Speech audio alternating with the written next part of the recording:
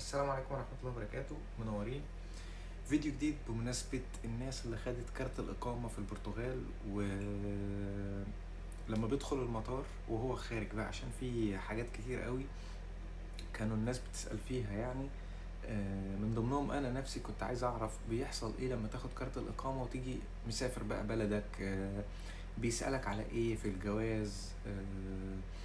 ايه اللي بيحصل يعني؟ بتعدي عادي بالإقامة وبترجع تاني عادي، ولا الأمور بتبقى عاملة ازاي؟ طبعا بتروح وبترجع عادي، بس ايه اللي بيتم معاك في المطار؟ أول حاجة بتحجز الطيارة بتاعتك عادي خالص، كأنك مسافر عادي خالص، ذهاب وعودة أو ذهاب مش مشكلة أيا كان. بس ما تقدرش تقعد بره البلد أكتر من 6 شهور لأن الإقامة تنتهي يعني. تمام. آه، بالنسبة لأن أول ما بتدخل المطار إيه اللي بيحصل؟ بالنسبة للحاجات اللي بتاخدها معاك الأول وأنت مسافر، الحاجات اللي تقدر تاخدها وأنت مسافر، في ناس هتقعد تقولك ما تاخدش مشاريب، ما تاخدش مش عارف إيه وبتاع. لا يعني بتاخد كل حاجة تتخيلها عادي جدا. أنا كنت قلقان من الموضوع ده، إن بتاخد إيه معاك، إيه اللي تقدر تشيله، هل تقدر تشيل حاجات سايبة ولا لازم حاجات عليها صلاحيات ولا مش عارف ايه وبتاع. الموضوع عادي خالص، بتشيل اي حاجة انت عايزها ما عدا الحاجات اللي ممنوعة طبعا. يعني ما تشيلش مثلا الحاجات اللي هي الغاز، انبوبة الغاز بتاعت الولاعات، ما تشيلش ولاعات، مش عارف الحاجات اللي بتفرقع دي بلاش منها يعني. هي حاجات طبيعية، ولكن طبيعية مش في الطيارة يعني. تمام. ما حبكش تجيب ولاعة من البرتغال توديها بلدك. اوكي متحس تمام. اوكي. المهم يعني بتسافر عادي، تشتري اي حاجه وانت مسافر. سيبك من الناس اللي هتقعد تقول لك ما تاخدش حاجه، خلي بالك مش هيعدوك وبتاع. اي حاجه انت عايزها، ولكن ما تاخدش ازايز ميه معاك على الشنطه اللي بتتشال على الظهر، لان اي ميه او اي كنز مشروب غازي او اي حاجه سوائل في الشنطه اللي على ظهرك اللي انت بتدخل بيها في قلب الطياره فوق مش هيعدوك بيها. اي اكل هيعدوك، لكن سوائل مش هيعدوك. تمام. هيخليك تشربها او ترميها، او هو يرميها يعني، مش هيعديك بيها. تمام.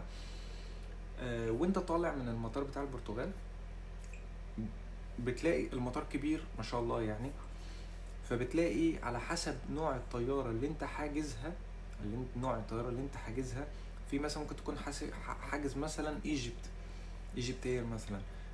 فبتلاقي في شاشه قدامك، لان الموضوع يتوه جدا يعني. بتلاقي في شاشه قدامك، الشاشه دي المطار ده فيه 3 ادوار، دور اول تاني تالت. فانت طبعا مش عارف تروح فين، وكل دور في قلبه كذا شباك كذا بتاع، فانت محتاس. اول حاجه تدخل من المطار هتدور على ايه؟ هتدور على الشاشه. الشاشه دي هتلاقي فيها نوعيه الطياره اللي انت حاجز عليها، ولكن مش هتلاقي فيها رقم الرحله او الحاجه، هتلاقي فيه نوعيه الطياره. تمام. مثلا ايجيبت كذا، فهتلاقي فيه رقم على الشاشه دي، هتلاقي فيه ايجيبت اير مثلا. على حسب انت هتركب ايه، هتحجز ايه، هتلاقي رقم الطياره مكتوب، هتلاقي رقم الايجيبت اير دي المكان بتاعها في صاله كام. تمام. فهتشوف الرقم بتاع الصاله وهتبدا تتبع اللوحات الارشاديه الموجوده في المطار عشان تروح على الصاله التابعه للطياره اللي انت رايح تعملها. هتروح هتدخل على الشباك، هتلاقي في دور لاين كده هتقف فيه.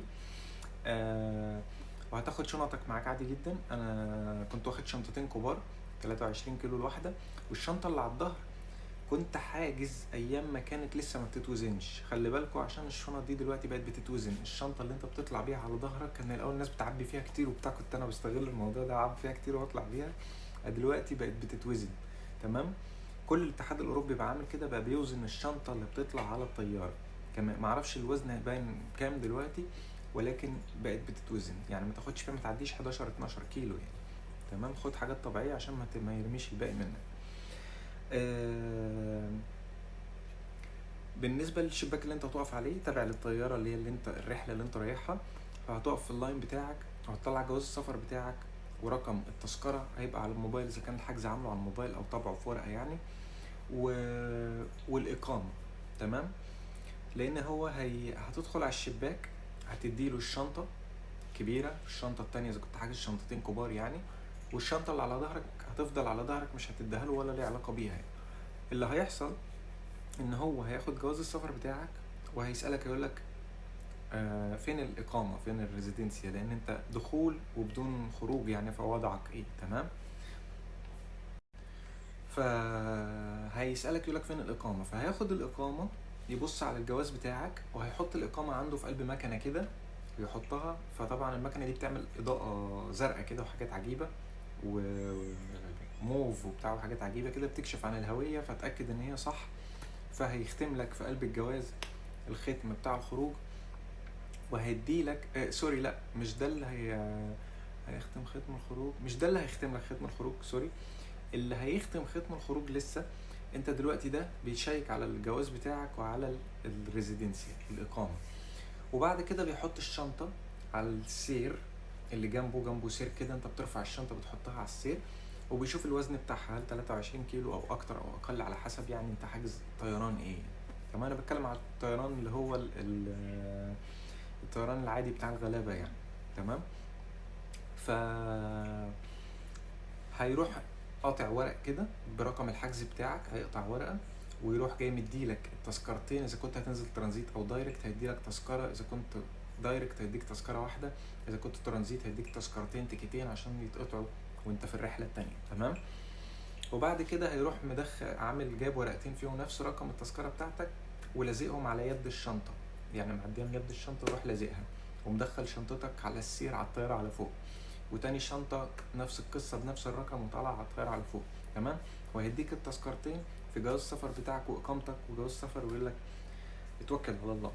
وبعد كده هتاخد انت بقى شنطتك اللي على ظهرك دي، وهتروح على الباب بتاع المطار، هتشوف الرحله بتاعتك ميعادها الساعه كام، وهتلاقي فيه شاشه معمول الاتجاه بتاع الطياره، يعني صاله كام شباك كام كده يعني. الشاشه هيبقى موجود فيها رقم الرحله بتاعتك، بيبقى فيه رقم كده، انا كان الرقم مش عارف 600 وكام ولا 900 وكام مش فاكر والله.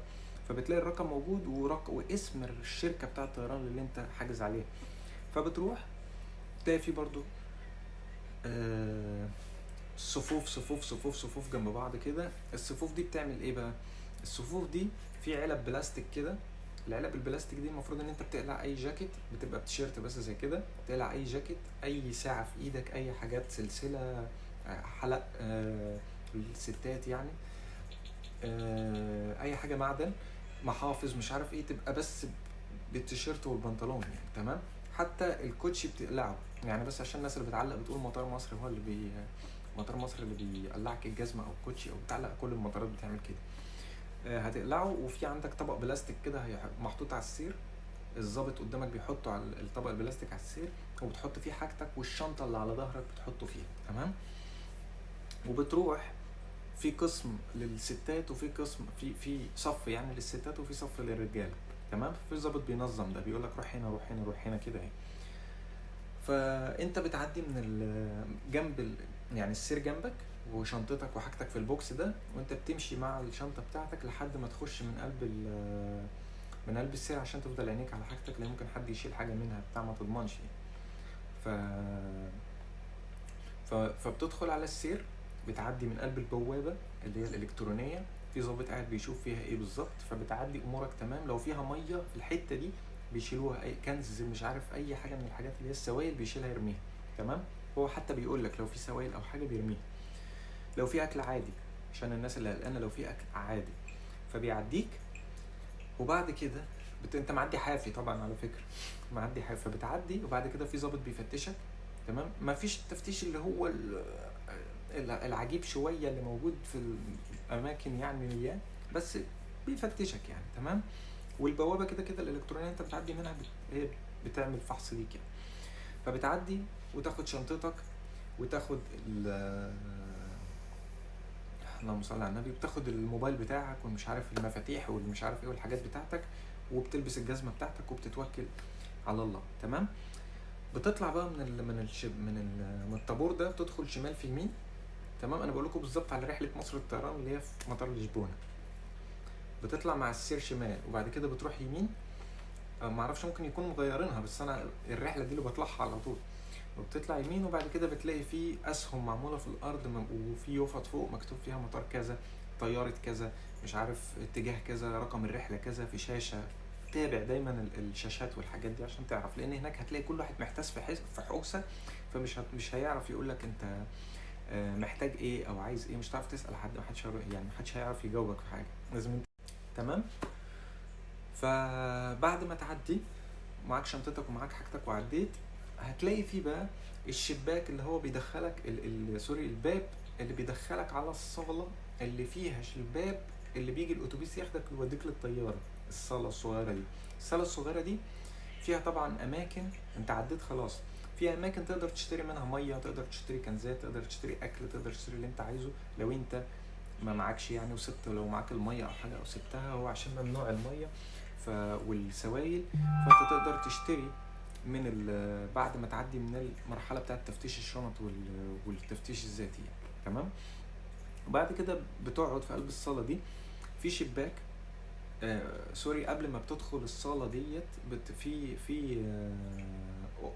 كشك كده صغير، في ضابط. الكشك ده بتقف فيه طابور برضو، وبتفتح جواز السفر بتاعك والاقامه، هو بيسالك كده كده على الاقامه، وبتدخل وبعدين بيحط الإقامة بتاعتك، بتتكشف عليها مرتين، بيحط الإقامة بتاعتك في الماكينة، بيلاقيها تمام، فبيعمل الختم بتاع الخروج من البرتغال، بيعمله على الجواز بتاعك، وبعد كده بيقولك اتفضل. بتعدي، بتدخل الصالة الأول، بتدخل المكان اللي هو اللي تقدر تشتري منه أي حاجة، السوق الحر. تمام. أنا عامل فيديو قبل كده على السوق الحر، في كل حاجة تتخيلها، ولكن الحاجات بتكون غالية شوية يعني. إزازة الماء ممكن تلاقيها ب2 يورو، تلاقي مثلا علبة الباستا جنادة تلاقيها مثلا فيها 6 وحدات مثلا ب8 يورو، ب7 يورو، أرقام غريبة. فأنت يستحسن لو تاخد هدايا، اشتري هدايا من بره، ولكن هتشتري مية أو حاجة ساقعة أو مية غازية يعني، أو حاجة اشتريها من جوه. تمام. السوائل بالذات يعني. وبعد كده بعد ما تخلص السوق الحر، بتعرف انت طيارتك الساعة كام بقى، الميعاد بتاعها الساعة كام، فبتروح على المكان اللي فيه التجمع بتاع الطيارة بتاعتك، بتفضل قاعد مستني لحد ما الظابط الطيارة بتيجي، فبيبدأوا ينزلوا الرحلة الأولانية منها، أو إذا كانت موجودة بيبدأوا يقولوا مثلا في الميكروفون، بيقولوا مثلا طيارة كذا اللي راحت مصر مثلا، أو راحت الجزائر، أو راحت أيا كانت، طيارة كذا في صالة كذا، في شباك كذا، في مش عارف ايه، عشان الناس اللي لسه تايهة يعني، في ناس لسه تايهة. تمام. فبيقولوا على الرحلة خلاص فاضل عليها قدام 10 دقايق، ربع ساعة، مش عارف قد ايه، وساعات الطيارة بتأخر، فبينبهوا برضو في قلب الميكروفون، بيقولوا الطيارة اتأخرت أو في كذا كذا كذا. تمام. كل ده وانت قاعد في صالة الاستقبال.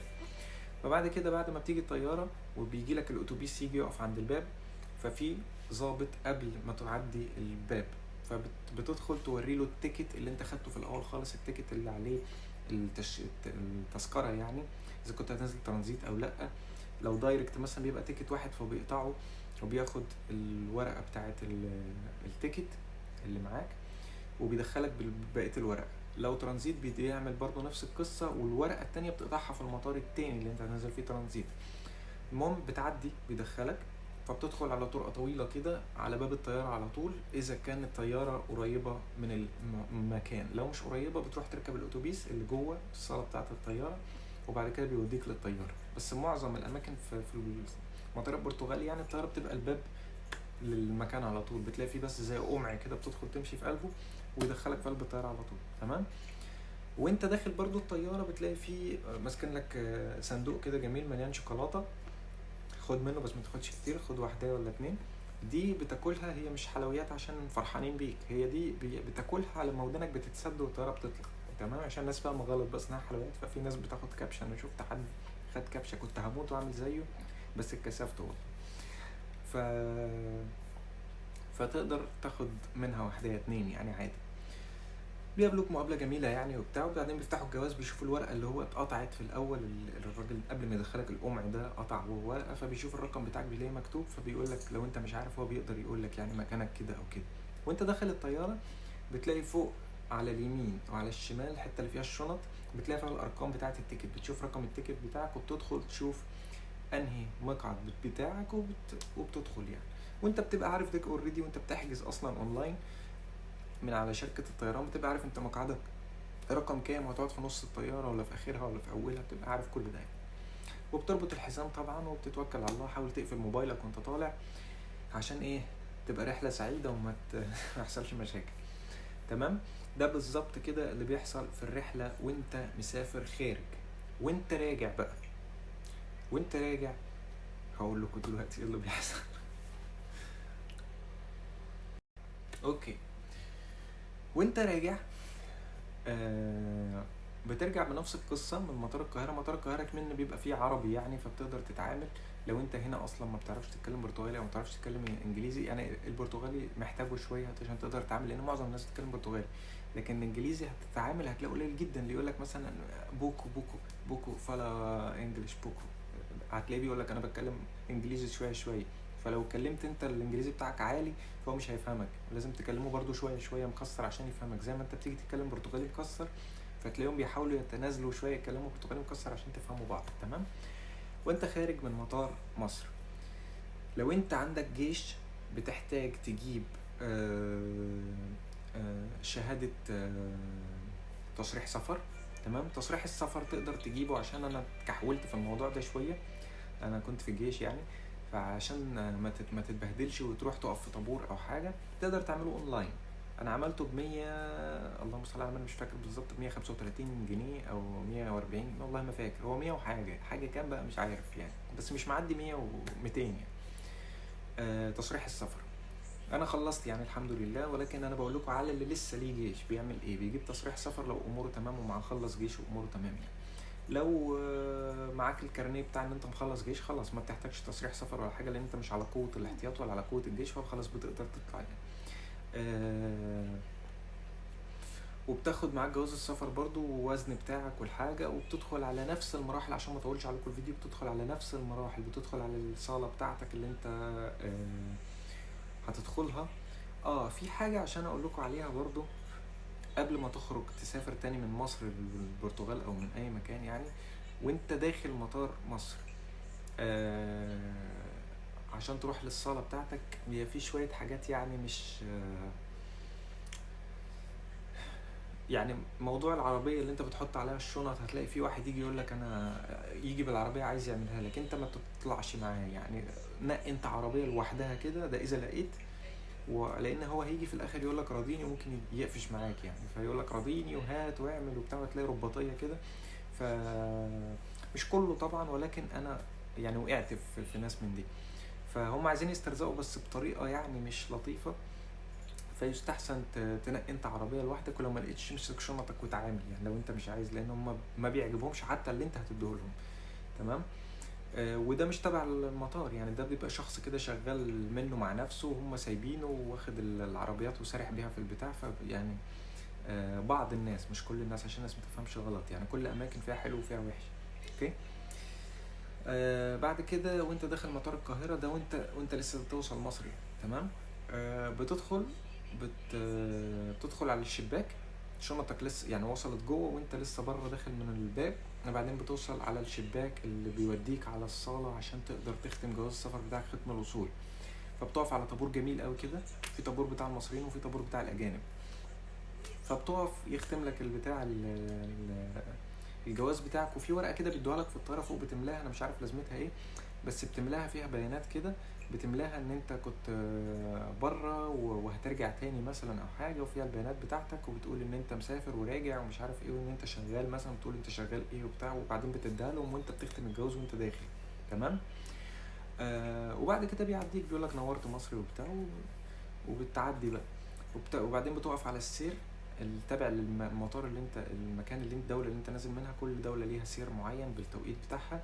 بتلاقي سير، السير ده اللي هو بتاع مثلا رحله البرتغال، فبتاخد الشنطه بتاعتك من على السير وتبدا تمشي. بتلاقي فيه بقى بتوع العربيات اللي انا قلت لك عليهم واقفين، حاول تشوف انت لو لقيت عربيه، لان هم بيبقوا يعتبر مسيطرين على معظم العربيات. وبعد كده بتعدي شنطتك بتحطها على الماكينه اللي موجوده في المطار، عشان تعدي تشوف فيها حاجه مش مظبوطه او لا. وبعد كده بيعدي من الماكينه بيقول لك امورك تمام، وبتاخد شنطتك وتتوكل على الله بتطلع يعني. تمام. وبعد كده بتركب على العربيات بقى وتروح مع اهلك بقى، او ايا كان بتروح فين. وانت راجع بقى مسافر تاني، بتاخد معاك جواز السفر، وبتاخد معاك التذكره بتاعه الخروج برضو نفس القصه، وبتاخد معاك الاقامه. وانت خارج من مطار القاهره بتدخل على نفس المرحله ونفس التفتيش ونفس كل حاجه، عشان ما اطولش بس الفيديو. تدخل على نفس المرحله ونفس التفتيش ونفس كل حاجه. وبعدين برضو ممنوع الميه، ممنوع السوائل والحاجات دي. وبعدين بتطلع نفس القصه، مفيش اي مشكله خالص، ولكن هي بتفرق بس في ورقه الجيش اذا كانت معاك ولا لا، وبعدين بيسالك عليها يعني عشان يشوفها. تمام. هو ما بيحتاجش ورقه الجيش تكون مطبوعه او حاجه، هو بيشوفها بس، بيبص عليها اذا كانت في التليفون، حتى انا وريتها له في التليفون، بيشوفها في التليفون اذا كانت موجوده ولا لا، بيقرا الاسم ومش عارف ايه وبتاع، ويقول لك خلاص، ويختم لك وتتكل على الله. تمام. تدخل في نفس الخطوات وبتاع وانت ماشي، وبعد كده بتوصل لحد اللهم صل على النبي، لحد السوق الحر، تقدر تشتري اللي انت عايزه، وبعد كده بتستنى الرحله بتاعتك، وبعد كده بتركب الطياره، بتتوكل على الله، بتطلع الرحله بتاعتك. اذا كانت ترانزيت، اذا كانت دايركت، بتطلع دايركت، بتنزل في المطار اللي انت نازل فيه، وبتاخد ختم دخول. وساعات ما بتاخدش ختم الدخول الا لو انت نازل ترانزيت، بتفرق يعني. عشان في ناس هتلاقيها مستغربه، اللي هو لو انا من مصر لما للبرتغال خدت ختم خروج من مصر، ولكن ما خدش ختم آه دخول البرتغال، لو انت نازل ترانزيت في حتة تانية، لان الحتة التانية بيديك ختم خروج. تمام. مثلا انا كنت نازل اليونان، فركبت من مصر، وبعدين طلعت خدت ختمة خروج، وبعدين طلعت ودخلت صالة اليونان، فخدت ختم دخول اليونان. وبعد كده لا، خدت ختم وانا خارج من اليونان، يعني انا دخلت اليونان عادي خالص، وبعدين دخلت على الصالة بتاعتي، عديت على الشباك والتفتيش ومش عارف ايه تاني، وبعد كده بتروح على الخروج، ديك ختم خروج من اليونان ان انت خارج، وبعد كده بتطلع على البرتغال، بتدخل البرتغال عادي، ما بتاخدش ختم خروج، ختم دخول، لان انت واخد ختم خروج من اليونان. وختم الخروج من اليونان برقم التذكرة، برقم الرحلة، والرحلة دي معروف هي راحة البرتغال، ده شغلهم يعني. تمام. فما خدتش ختم دخول البرتغال. عندك ايه تاني يا ربي؟ بس. وبعد كده بتوصل، امورك تمام يعني. وانت داخل البرتغال ما بيفتشوش ولا اي حاجه يعني. بتعدي الشنط بتاعتك من على السير والحاجه تمام وبتاع، لان انت بتبقى متفتش في مطار تاني اللي هو مطار اليونان، وساعات بتفتش يعني انت وحظك. بس انا الشنط عدت على السير عادي في التفتيش مع نفسها وبتاع، ولكن انا ما قلعتش هدومك والشوز والمش عارف ايه بتاع حصلت التفتيش يعني. تمام. بس ده كل الرحله بعد ما بتاخد كارت الاقامه. عشان الناس اللي خايفه تاخد كارت الاقامه ومش مقتنعه، انا ما كنتش مقتنع بالموضوع ده، انت تاخد كارت الاقامه وتسافر وتقدر ترجع تاني وبتاع، الموضوع غريب. لا، تقدر تسافر وترجع وتروح وتيجي، وتقدر تخش اي مكان في الاتحاد الاوروبي بكارت الاقامه، في اي وقت تقف في اي حته، تقدر تسافر في اي وقت في اي مكان يعني. تقدر تحجز المانيا، فرنسا، بلجيكا، سويسرا، اي بلد تقدر تحجز وتسافر عادي جدا، وتدخل عادي جدا. كارت اتحاد اوروبي تقدر تسافر بيه في اي مكان يعني. بالنسبه لدول الخليج برضو نفس القصه، تقدر تسافر وتدخل اي دول الخليج، والتاشيره عند الوصول ما عندكش مشكله خالص. ما يعني انت اعتبر الدنيا اتفتحت لك يعني، بعد كارت الاقامه بتاع الاتحاد الاوروبي الدنيا كلها اتفتحت لك، لان انت خلاص في الطب، فلما بتيجي تروح اي مكان تاني بالنسبه لهم عادي يعني. فاهم؟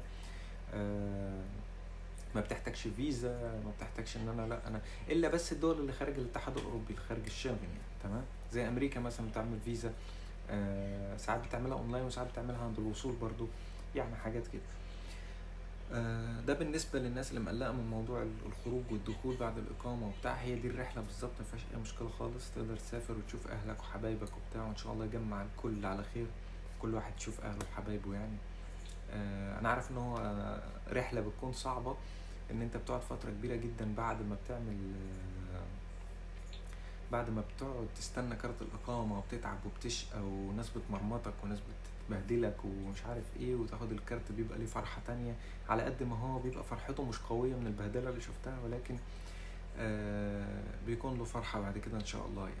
ودايما اللي اهله مثلا يعني ما قدروش ان هم يبنوا له حاجه في حياته، فاوعى تزعل، لان دي بدايه بنايتك في حياتك. انت لسه بتقول يا الف يا ب يعني، فدي بدايتك في حياتك، وده اللي انت بتحاول تعمله عشان تعمل مستقبل ليك ولعيلتك ولاسرتك يعني. ف هستاذنكم اعملوا اشتراك في القناه وفعلوا زر الجرس، ولو عجبكم الفيديو شاركوه لاصحابكم يعني عشان يعم الفايده. كان في حاجه عايز اقول لكم عليها، ما حدش يزعل ابدا من اي بهدله حصلت له في اي مكان. لو ما حصلكش البهدله مش هتتعلم. فدايما لما تتبهدل قول الحمد لله، وبص دايما للي تحتك، هتعرف ان انت في نعيم، واللي فوقك بص له عشان تعرف ان انت ازاي توصل له. الله يوفق الجميع يا رب، واشوفكم على خير. السلام عليكم.